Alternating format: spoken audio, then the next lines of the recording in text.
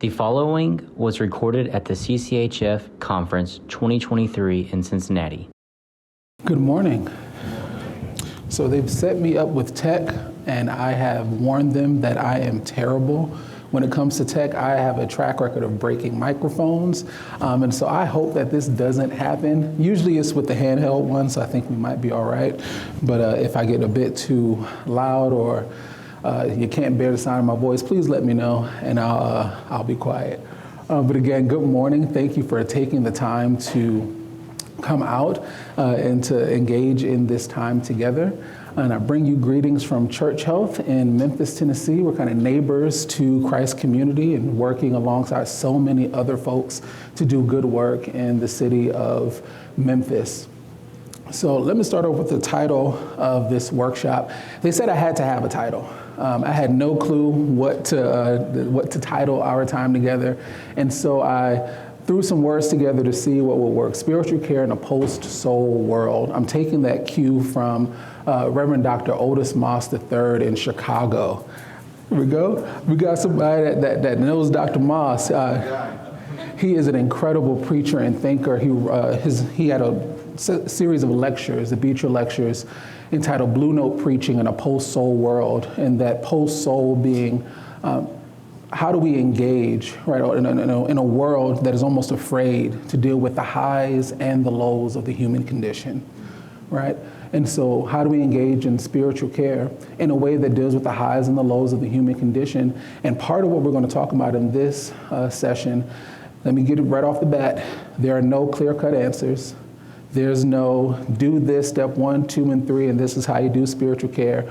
We are faithfully learning, and I like to say stumbling along the way at Church Health, trying to live into this in an intentional way. When I was hired, my job was to, the word my boss likes to use is operationalize spiritual care. I said, I went to seminary. I don't know a thing about operationalizing, but they trusted me anyhow.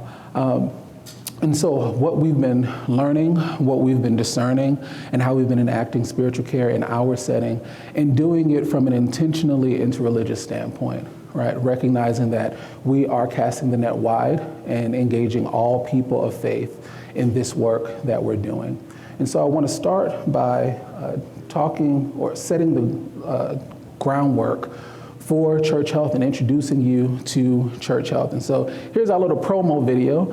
You can say that you have traveled all the way to Memphis, Tennessee and never had to leave Covington, Kentucky.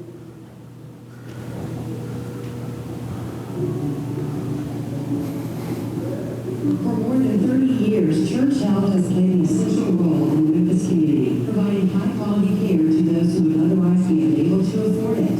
We understand that hope, health, and healing happen when we care for the whole person. That's why we bring faith, medicine, movement, work, behavior, nutrition, and friends and family all together in one place under one roof. That roof is Crosstown Concourse.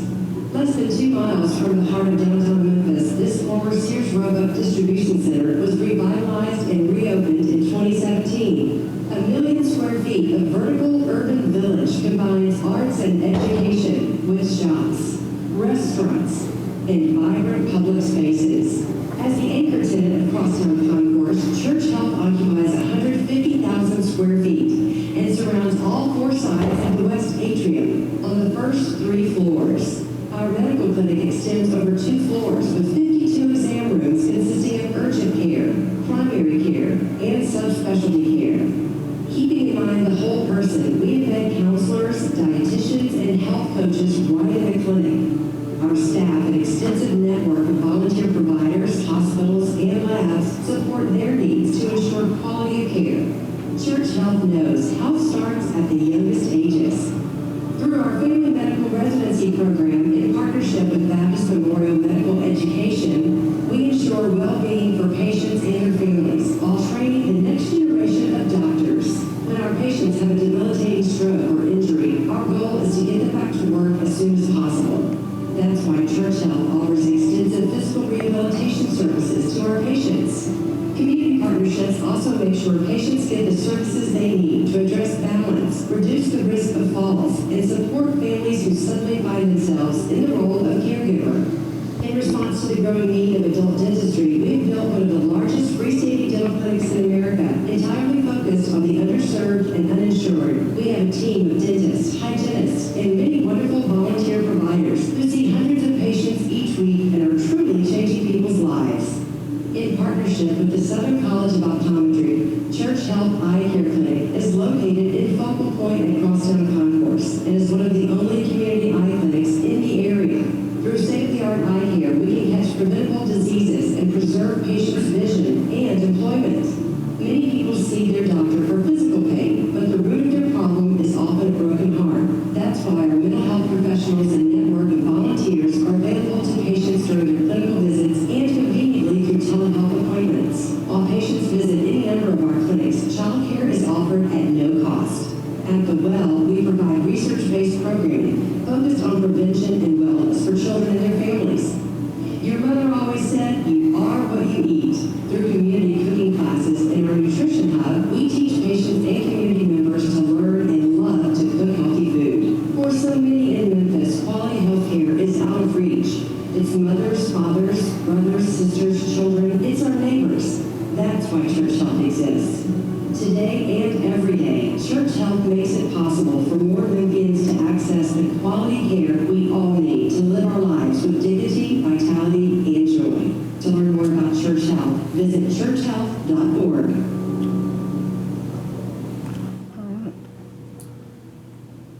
So that is Church Health. That is the place I get to work at. I often tell folks I work in Disneyland.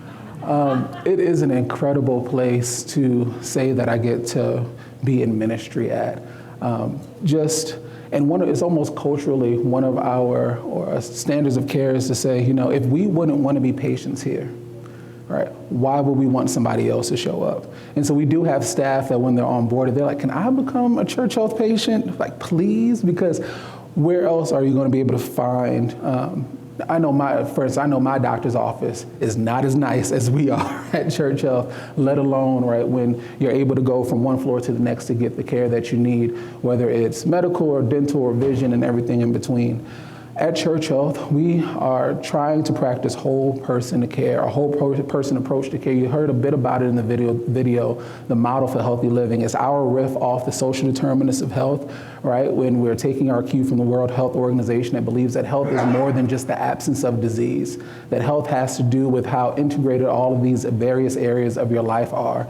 So it's not just your medical, but medical is important, ensuring that your physical health as well, but also how often are you moving, or what's the quality of that movement? Are you finding purpose and meaning and grounding in your work? Do you find all the emotional support that you need from also family and friends, right? And what is right there in between emotional and family and friends are nutrition, your food, that common cliche, you are what you eat. And so using food as medicine and training our family medicine physicians to understand the impact of food and medicine on health, as well as embedding dietitians into our clinic to make sure that wraparound care is provided. But all starting with Faith Life. So our CEO and founders, Dr. Scott Morris, was talking with the students earlier. He went to seminary first, then he did med school. And so for 30 some odd years, the way that we did spiritual care at Church Health was kind of whatever Scott said, right? It was organic. We were able to find folks who this was part of their mission, folks who were coming to places like CCHF, who are grounded in how do we care for the spiritual lives of our patients. But as we continue to grow and as we continue to explore ways to do this in an operationalized way, to use, again, my boss's word, we're trying to think about it strategically. And so we're building a framework for how we engage in spiritual care. So for us, it's all a matter of faith, right? We are faith-based, we're not profit. We are rooted in our Christian faith, but we practice spiritual care, I told you I was gonna mess this tech up. We practice spiritual care from an intentionally interreligious lens. We tag in our various faith community partners across the city of Memphis and Shelby County in doing this work because we take seriously the need to address the spiritual dimensions of life no matter one's religious identity, right? I am a Christian. I am very happy to be a Christian, There are a lot of folks who are not Christian. And so how do we care for them if they are not interested in what I'm selling, right? And so it really is a matter of faith, because we're trusting God to do what we can, right? For us to move behind the scenes in ways that we are ill-equipped to do. And so when we talk about spiritual care, we had to step back at Church Health and figure out, what are we talking about when it comes to spirituality? So this is where we've gotten to. This is not where we've started. This is where we've gotten to. We're leaning on the definition that was developed by Christine Pachowski. She is doing incredible work. I believe it's the George Washington Institute of Spiritual Health. I was going to call your name earlier, but Bob Mason's in the back there. I attended his session yesterday. You have another one coming up right after this. If you want to continue to dive into this topic, it's an excellent presentation that Bob is leading on addressing and assessing spiritual needs of patients, and leaning on, like us, the work that Christine Pachowski is doing over at GWISH. This is the definition they came up with that we've landed on and using and grounding the conversations at Church Health. Spirituality is the dynamic and intrinsic aspect of humanity through which persons seek ultimate meaning, purpose, and transcendence, and experience relation to self, family, others, community, society, nature, and the significant or sacred. Spirituality is expressed through beliefs, values, traditions, and practices. I love to, when I read this off to staff, stop at the first line. Spirituality is a dynamic and intrinsic aspect of humanity. Spirituality, those two adjectives are really important for us. Intrinsic and dynamic. Intrinsic means we've all got it. It is innate. It is within each and every one of us, whether you believe or you don't believe. If you don't believe, that's still part of your spiritual life, right? How you don't believe is part of your spiritual life. And so we each have some sort of spiritual life. And if we have a spiritual life, we have a spiritual health. And if we have a spiritual health, it demands that we care for it. And it's also dynamic, which means that like our bodies, like our physical health, that will wane and wax over time, that will have concerns depending on what season of life we find ourselves in, what we do and what we don't do. Our spiritual lives are dynamic. It evolves, it changes, it matures, it grows. Sometimes it shrinks, right? Our spiritual lives are as robust as our physical and medical well-being. But then also, that last line is particularly important. Spirituality is expressed through beliefs, values, traditions, and practices. This is where I like to side-eye all of our friends who say, I'm spiritual, not religious. That's my own chip on my shoulder, because religion isn't necessarily this terrible thing. It can just be the vehicle by which you live out your spirituality. It doesn't have to be. For me, I happen to think it's a great one, but it can be the vehicle through which you're living out your spiritual life. And so being able to recognize that if the religion is a vehicle through which you're living out your spirituality, it can also be an asset in how we engage in the spiritual lives of folks who believe like us and who don't believe like us. For instance, this picture here is from a prayer moment that we had with our dental clinic. Our dental director was having her son, Owen. Owen is, goodness, I think he's about 8 months now, just under 8 months. He's doing well, but that was not the case when it came time for delivery. Both he and his mother had severe medical complications, and that dental team is incredibly tight. They are incredibly close-knit. And so there was angst, there was fear, it was impacting patient care. And so we gathered together to say, we're gonna pray for them, we're gonna pray over a prayer shawl that you see in the middle. And also, everyone in that clinic isn't Christian. And so how do we gather folks to pray in a way that calls on what we understand to be the power of Christ, but is respectful of the fact that everyone isn't gonna believe like us. And so we navigate those, and we let folks call us out when it feels like we are doing something that is verging on offensive rather than authentic, right? And so we have a really great staff. They really trust us. But that's where we've landed, right? It took us a while to define our sense of spirituality and our definition of spirituality at Church Health. And so I want to pause and ask you to do a little bit of that work. How do you define your spirituality? How do you define your sense of spirituality? Whether it be through practices or whether it be through beliefs. And I want you to pair and share, if you will. Turn to your neighbor, as if we were in church, and share for a couple of minutes around that idea. And if you don't have an answer yet, you can just pan face and come up with the answer before you turn to your neighbor. But let's go for about 2 minutes or so and see what you come up with in trying to answer that question. All right, let's begin to come back together.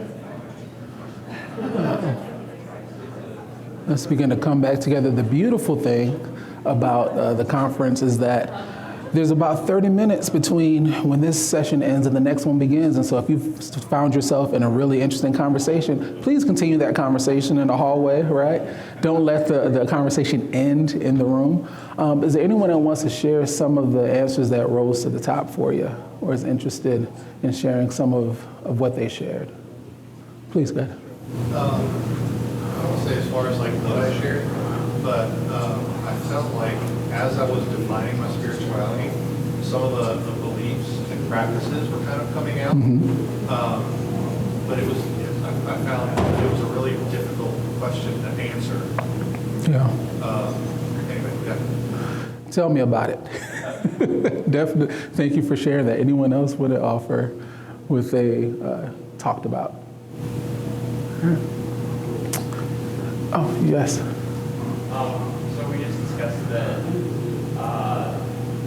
would be the fact of my relationship with Christ that touches every single aspect of my life.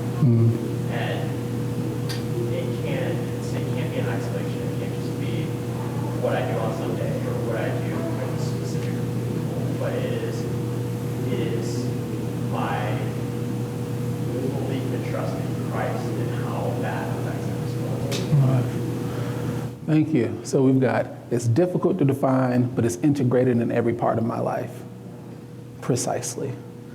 So when it, that was our starting point at Church Health. This is difficult to define, but it has to be integrated into every part of how we care for our neighbors, our patients. And so when we came to defining spirituality at Church Health, step one was to adopt a provider-driven consensus approach.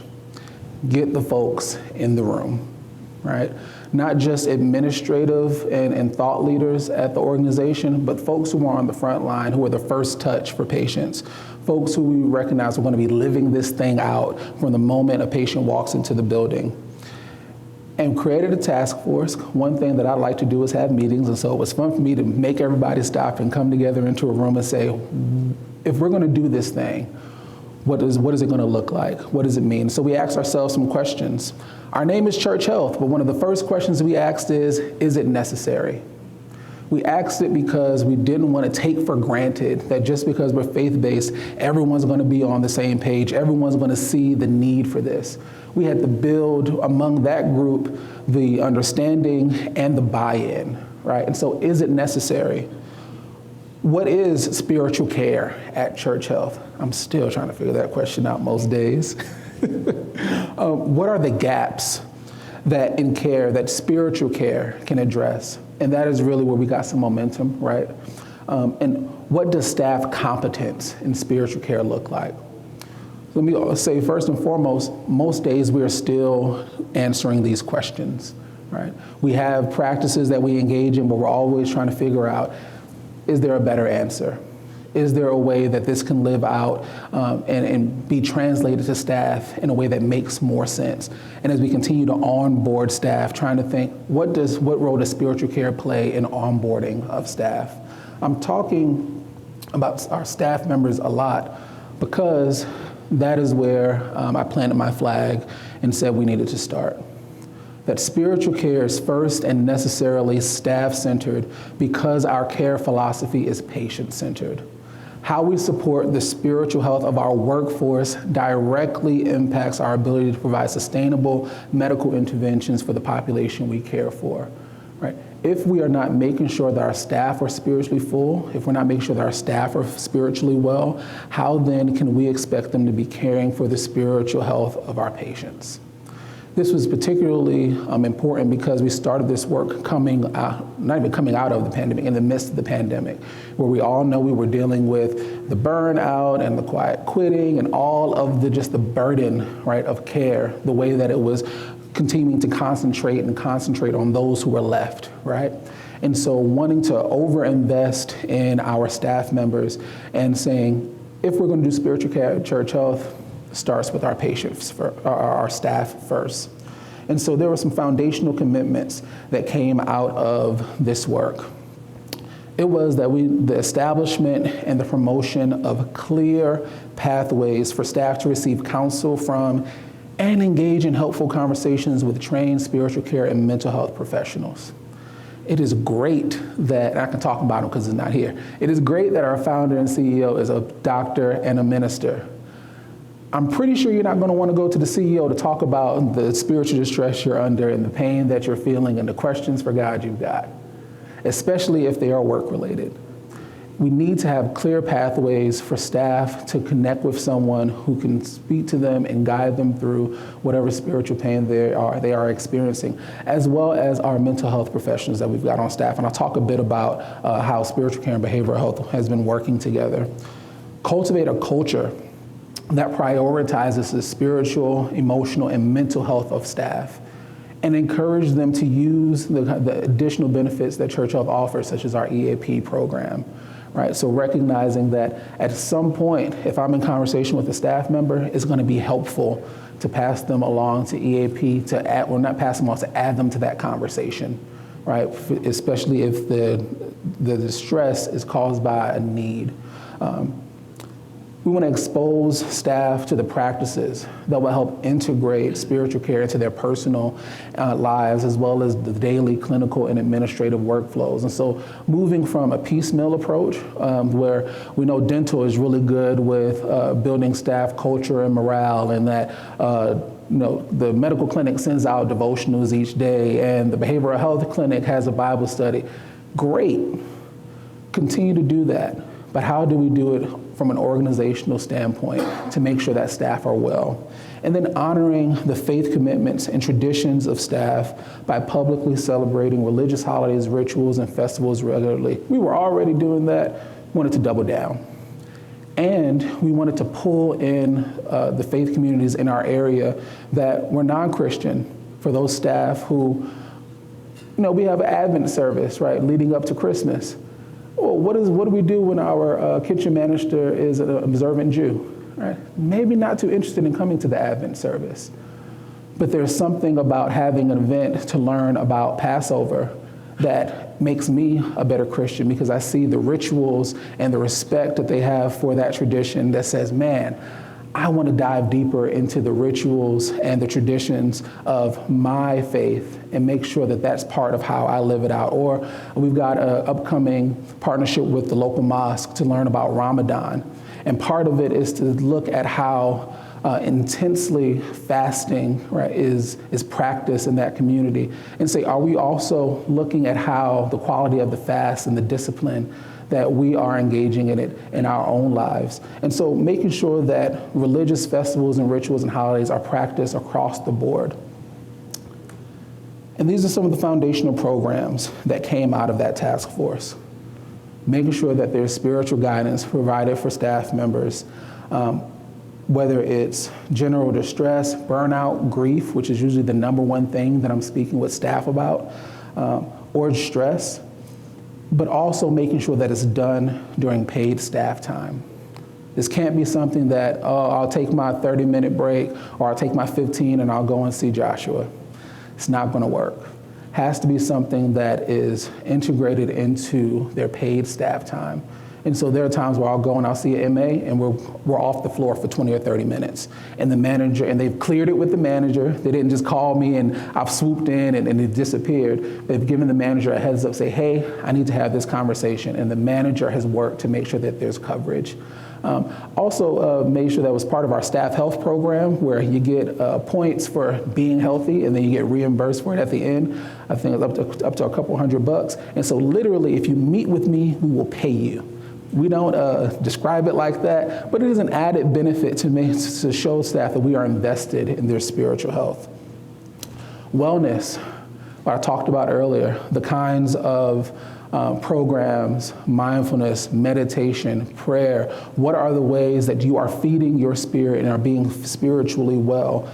And on a quarterly basis, make sure we meet with every different clinical area to ensure that they're having some team building and training focused in on that in particular. And then continuing education, really leaning into the cross-training opportunities for staff to learn and implement the spiritual care competencies that we came up with, history-taking skills, and the referral process that we've developed. And so those are some of the foundational programs that this work is living on, in the hopes that if we build a solid foundation for our staff, it will live on for our patients. So I talked about spiritual care competencies.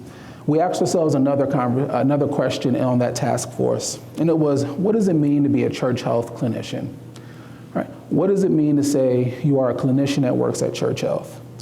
We came up with these, I'm using we loosely, we came up with these 9 competencies. I use we loosely because I am a preacher, I like words. And as you can see, this is robust. There are 9 different competencies. We came back a year later, and I should have told you, don't take pictures of this one, take pictures of the next one. We came back a year later, we had to shrink those down. I was a bit ambitious, right, as we lived into this. And how are we actually practicing this? What are the competencies and the values that we actually are practicing, that we are seeing organically happen in our clinical encounters? And what we came up with were, we shrunk it down to these 5, recognizing that so much of our work turns on these 5 competencies. I want to point out 3 because the other 2 kind of fall into them. And so if I do this again, we might get down to 3. I'm working on it. I'm trying to make it as concise and as packageable as possible. But dignity, right? Step 1, we believe in the inherent worth and dignity of every human being and recognize our responsibility to practice empathy and care in all patient encounters. No matter if that patient has showed up and, as I like to tease staff, has caused a strong emotional reaction, no matter if they are non-compliant, no matter if you've called and they no called, no showed, dignity, right? Relationship, and it's right there in the middle for a reason. Relationship is the vehicle by which all of this happens, and relationship is the goal of all of this care, right? Deepening the relationship and the trust between provider and patient so that we can provide the best possible care for all of our patients and neighbors. And spiritual agency, right? If spirituality is dynamic and intrinsic, we must engage in the spiritual lives of our patient, but also respect spirituality and understand it as a crucial part of the diagnostic equation. It's not an afterthought, right? It has to be a crucial part of how we care for patients. This is the one that we're living in, trying to live into the most, right? Because spiritual care is often an afterthought. Spiritual care is often something that's just an add-on, or for more of our just clinically minded providers, is just the touchy-feely stuff that they don't want to deal with. And that's okay, but you don't get to take a pass at spiritual agency. And so if these are the competencies that we've been introducing to staff and the values we've been trying to set, the tool one of the tools that we've been using is the HOPE assessment, the HOPE spiritual taking tool. There are a number of spiritual history taking tools out there. There's FICA, there's also HOPE. We chose HOPE because it just fit better for us culturally, right? We say hope and healing all the time at Church Health. And so I sent it to our communications team, and they made this pretty card, and I was like, y'all make me look so good whenever I'm out in public. They came up with the background for this presentation. Shout out to our communications team. But we've got this card that is the size of your ID badge. And every staff member has one as a reminder that when you are engaging with staff members, how are you assessing for spiritual needs? And so we're trying to level the playing field by offering this conversation framework to make sure that staff have something to use to engage in that conversation. Because a lot of staff can be caught flat-footed, right? For some staff, they're just not comfortable talking about matters of spirituality or faith. And so how can we give them some training wheels, if you will, to engage in that conversation? What's keeping you at peace these days? Right? What are your sources of strength? What are you hopeful for? Right? I know you've been dealing with a lot right now. I know your numbers haven't changed the way you wanted to. How are you staying strong? How are you carrying that? A lot of folks feel that they have a community of folks around them. They have a faith community or a church that supports them. Is that true for you? That's usually one of the last questions I tell folks to end with, because if you ask that question, you start pushing toward the concrete and the patient's like, that's your out. You're good to go. You can end the conversation in that sense and keep on with the encounter. But you can also get a chance to figure out where is the strength, where is the need, and do you need to pass them off to a spiritual care provider through these conversations. And again, we are living into this. In my inbox, matter of fact, when I go back to Memphis on Wednesday, I'm training one of our clinics on this and kind of revisiting it and seeing how it's going. And so my inbox has been increasingly growing more and more and more. And it's been wonderful to see that not only do we know there was a need, anecdotally, now we're seeing data-wise that there is a need. And so here's what I ask my folks to do. 3 things: engage, connect, refer. I drill it into them. Engage, connect, refer. You've got a responsibility. Engage in the spiritual lives of your patient, right? You don't get a pass at that. Engage in the spiritual life of your patient. Assess for if there are any issues, if there's distress, what strengths might be there. Because you might want to know if your patient is a devout believer who goes to a great church and they've got a great support system around them. Because if something happens and you get a bad lab back, or if something happens and you've got to deliver some bad news, it helps if you've got that relationship to know, hey, this is what's going on. I know you're a member of your church. This is how you can tell them you need to be praying for them. They need to be praying for you, rather, right? It gives you more building blocks for that care that you're offering. Connect. Compassionate presence, active listening, be curious. We drive curiosity, right? Don't make the assumptions. Don't think that you know it all. Be curious about what the patient is telling you, why they are, how they are connecting the cause of their pain to what they believe, right? And then follow up with some of the spiritual issues that they bring up. Don't just leave it, but be willing to follow up with it. And one of the ways that you can follow up is to refer. Right, refer to a spiritual care provider. And so for us, it's looked like continuing to try to integrate spiritual care in all of our clinical encounters for our patients. When we were building this out and thinking strategically, spiritual care and behavioral health were intentionally paired together. And the manager of our behavioral health clinic and I went through training together to figure out how we can make this work. They have been incredibly helpful in offering structure to us that we can mirror in a lot of ways. And so our spiritual care consultations are offered to patients in conjunction with behavioral health counseling as an option. Right? What we found is that we are, and that's anecdotally now, but we are able to get more folks to behavioral health services because they're coming through spiritual care, right?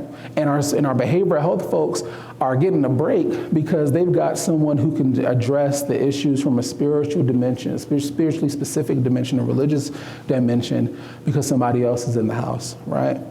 And it's really in line with how we have integrated wellness services in our clinics for years and years now. So it's really just right-sizing what we do.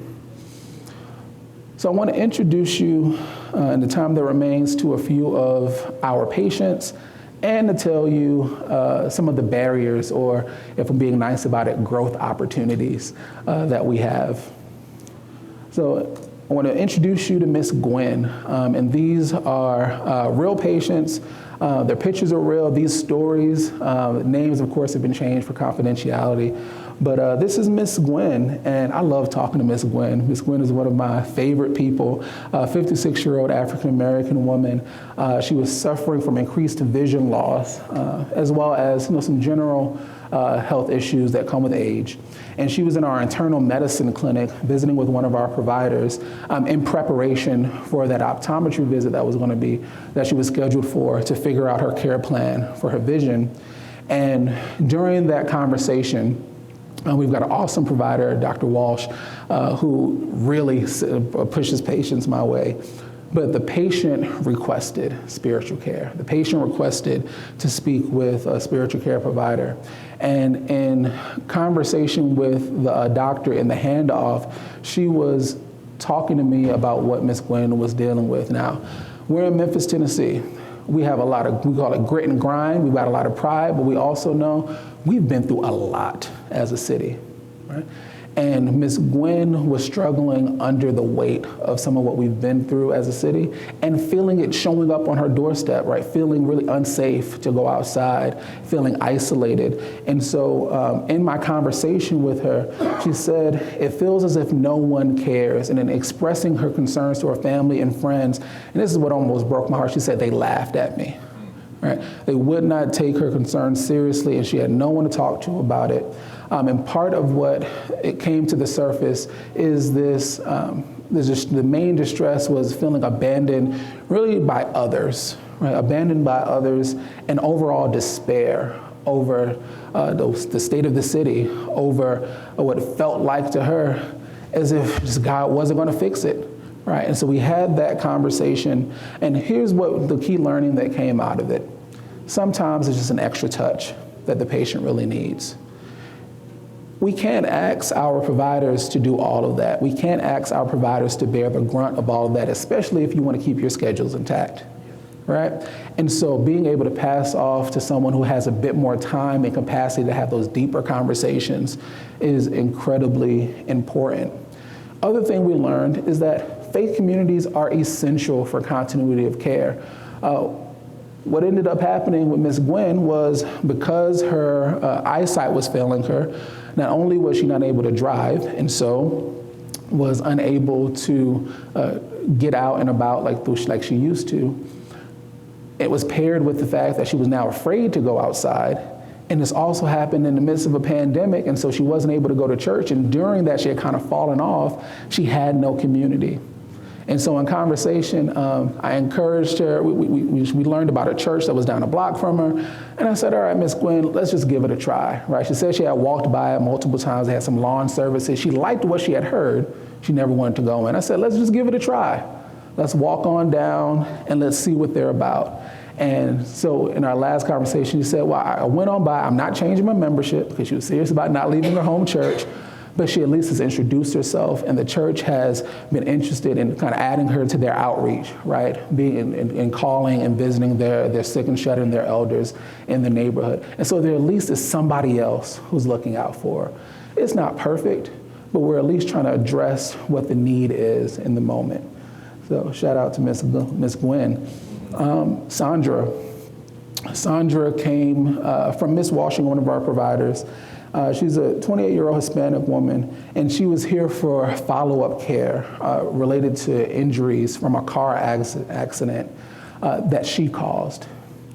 She had engaged in some unwise behavior and caused the car accident. She was the only one that was injured, thanks be to God, but she still was carrying a lot of shame, a lot of guilt from her actions, and the spiritual care referral was ordered by the provider. And in speaking with Sandra, she felt that she was worried that God was punishing her. because of the situation, quote, the situation she had put herself in. She had a lot of trauma, not just from the car accident, but from just the life that she had lived. And in the conversation with her, immediately my antenna went off and said, this is behavioral health, right? I can have a conversation with her. She needs behavioral health. She wasn't interested in talking to behavioral health. She wanted to address it from a spiritual perspective. So part of my job was to figure out where the hurt is, where the need is, what are the goals she wants to be working on, right? How can I walk alongside her in this? But then also loop her back to behavioral health. So after that initial conversation, walked over to our behavioral health folks and said, hey, I know she's on your schedule for tomorrow. Here's what we discussed. Here's what you might want to engage in. But here's the learning, and this was a hard one. Sometimes patients just aren't ready, right? Followed up and called again, no interest in continuing that conversation. And that was hard, right? Because there's an opportunity there. I could sense the opportunity for her to deepen her relationship with God, to deepen her connection to a faith community, to really feel that forgiveness and that wholeness that she'd been looking for. She just wasn't ready. Other thing that we learned is, in terms of her injury, it would be exacerbated when it was cold, and it would be exacerbated when it was cold, not because of the muscles, or it probably actually was because of the muscles and all of that stuff that I don't know anything about. But what she disclosed was the car accident happened in December. And when it's cold, it takes her back to that moment. The guilt comes up, the shame comes up, the pain shows up. Being able to lean into that and to address that, right, could have been a pathway to offering her more comfort in terms of her pain. And the last patient I want to introduce you to is David. David, 65-year-old Caucasian man, he's in physical therapy for a back injury that's been recently exacerbated again. Spiritual care order was referred to by our provider. I'm actually meeting with David again when I get back to Memphis on Tuesday, looking forward to that conversation. And what the provider offered up was that we're going through our exercises, right? We're going through our routines. We're trying to engage in the work that's going to bring back full mobility for him. And we get about 20 minutes in, and he's in tears.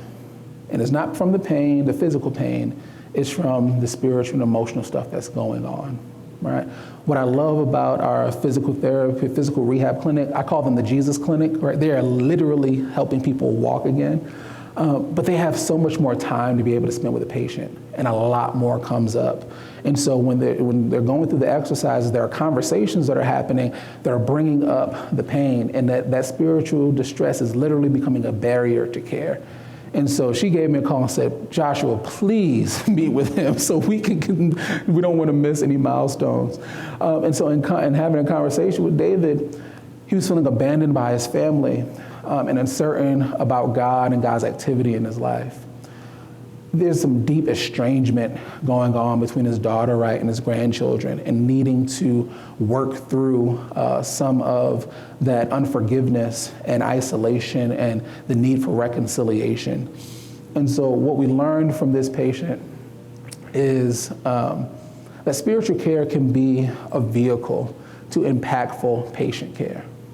It can be a vehicle that allows the impact of our care to grow in magnitudes.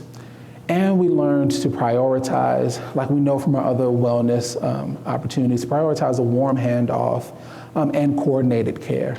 And so what we understand with our patient population that is uninsured, right, often underserved, is dealing with all the different social determinants, we've got them there.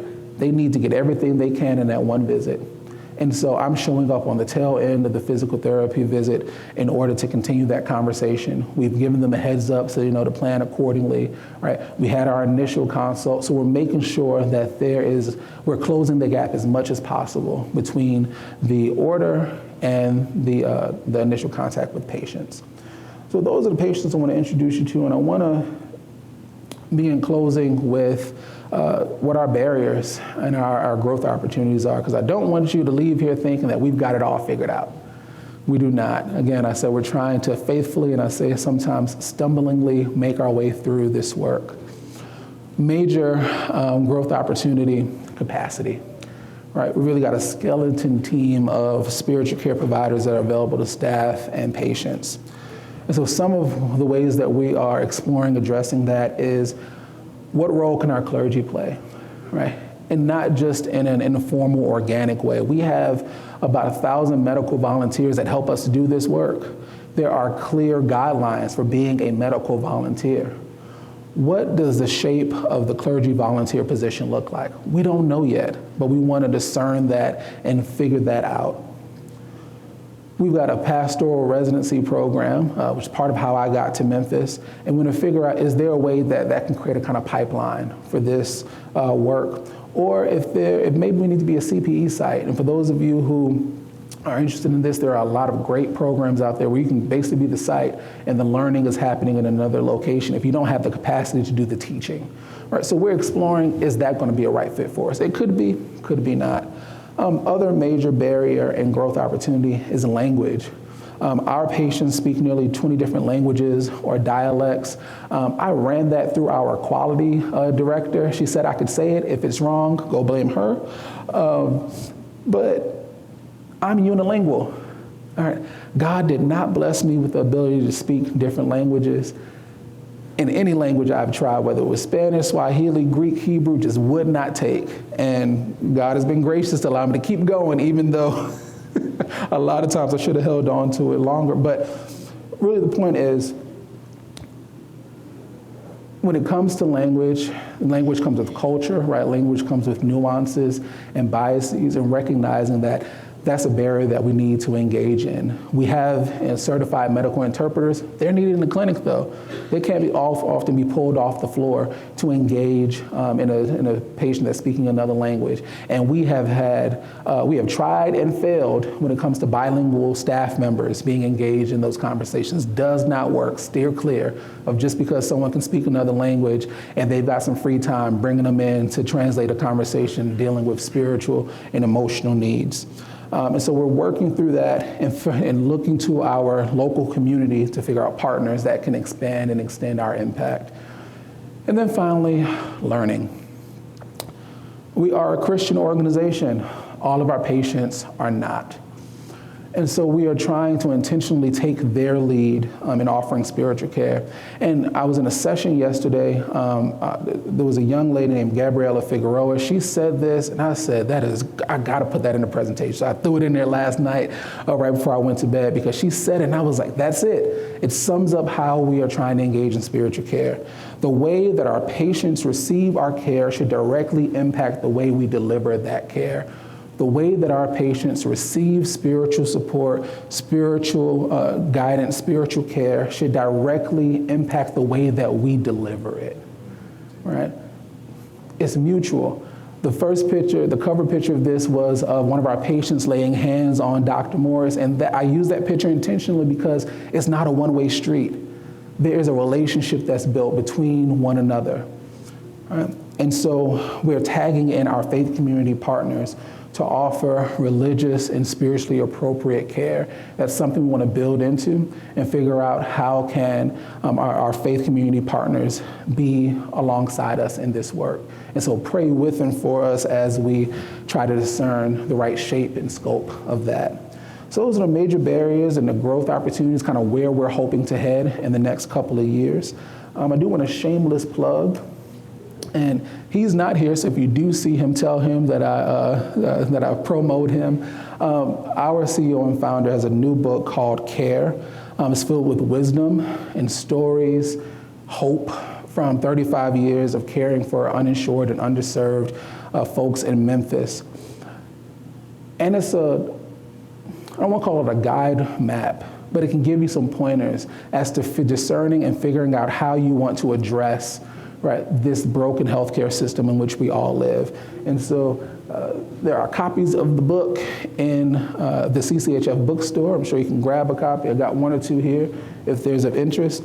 But I did say a shameless plug to learn more about not only church health, but how you can begin addressing the brokenness that is all around us in the healthcare system where you are. With that, I'll leave some space for questions. Yes. How do you guys come up with a framework for diagnosis, spiritual care distress diagnosis? Yeah. So we leaned on the Jewish institutions. Oh gosh, it's called ISPEC. I cannot remember the exact what those letters stand for right now, but it's really, I believe it's like an integrated spiritual care program where the spiritual care provider and a clinician from the organization go through about a 2 to 3 day training, and in that training, you're introduced to some of the kind of framework for the spiritual care, the spiritual distress diagnoses, and some of the things you should be listening for. So much of this is an art, it is not a science. There are ways that we can get it wrong, right? But it's about listening for where is the need, and from the pattern of the conversation, what does this sound most like? And then kind of checking it with the patient. This is what it sounds like to me. Does that feel true for you? Can you repeat the name of the training? It's ISPEC, and it's the George Washington Institute of Spiritual Health. It usually happens one in the summer, one in the fall, and we were blessed enough to get funding to cover the cost. It was virtual for us. They have an in-person one, but you can also apply for scholarship funding to cover the cost of it. But you do need a spiritual care provider and a clinician. Other questions? Yes. I'm still curious about the title. Can you restate again how you got the word post-soul world? Yeah. Got it from our friend Otis Moss III, who in his Beecher Lectures in a book he ended up publishing called Blue Note Preaching in a Post-Soul World, really understanding the idea that the blues, right, were speaking to all the different experiences that we have in our lives, right? The highs and the lows. And sometimes we have a fear of engaging in the highs and the lows of life, particularly from a faith perspective or a spiritual perspective, and especially when they're outside of our faith tradition. So how do we engage in that faithfully, the highs and the lows of one's spiritual life? Yeah. All right. Any other questions? Oh, yes. With the woman that you gave the example of who was in the crime center, you said she didn't want to go through behavioral health, she wanted to do spiritual health. So how do you, are there any, well, my first question is, have you seen that before, where somebody didn't want to go through behavioral health, they wanted to address their trauma the spiritual way? And then how do you kind of address that? Gotcha. When they don't want to do behavioral? Yeah. And so let me be a little more precise. She didn't want to go through it as her first option, right? She much preferred to do spiritual care first. And so that's what we did, with the understanding that, right, she took the depression screenings, anxiety, all those screenings, and it's like she needs to be with our folks. And so part of my job was to redirect, right, and to offer as much encouragement as possible, to demystify what was going to happen in the behavioral health space as much as possible, to connect her with that. We've not seen as many folks who are saying, I don't want to do behavioral health. We've seen a number of patients who providers have said, they don't need behavioral health. They need someone here who is going to tend to their faith and their spirit, who are going to pray with them, who are going to listen to them. Right? I've had patients or providers call me in.